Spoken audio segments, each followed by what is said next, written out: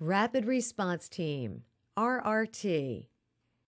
Occasionally, a patient is admitted to the hospital in a stable condition and then gradually becomes more critically ill during his or her stay.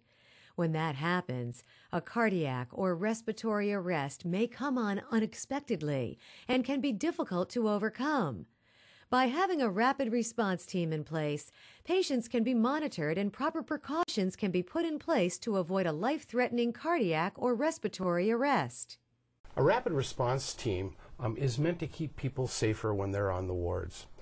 It consists of an ICU nurse and a respiratory therapist, but most importantly, an early warning system so that when patients' vital signs change, we have a team that can react to those changes and prevent the patient from getting sicker.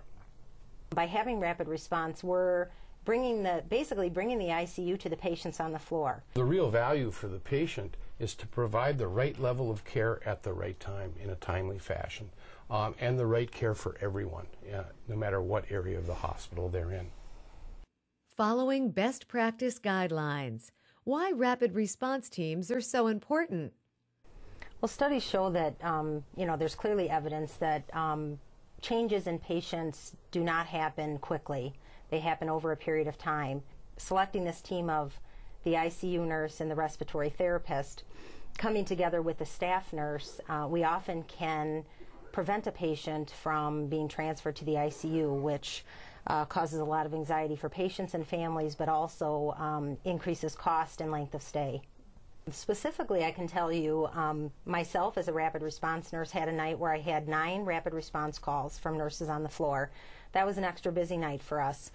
Unfortunately, we did transfer 6 of those patients to the ICU, but I think without those transfers and without that early intervention, some of those patients clearly could have been respiratory codes, and they weren't. 3 of those 9 were left on the floor because we were able to act quickly and keep them from declining further and needing that transfer to the ICU. So, patients will tell you, and I think we're getting to the point where families are even asking, how can I call for the service? And that's where we really need to be. What our rapid response teams hope to accomplish? Prevent unnecessary deaths. Our main goal was to prevent adverse events outside of our critical care areas, to reduce both sudden ICU admissions but also cardiac arrests. In the past, we felt that cardiac arrests were just an inevitable consequence of being ill.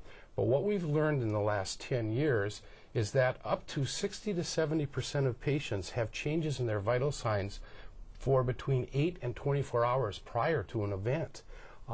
And we have had failure to communicate, to plan, and to recognize these changes.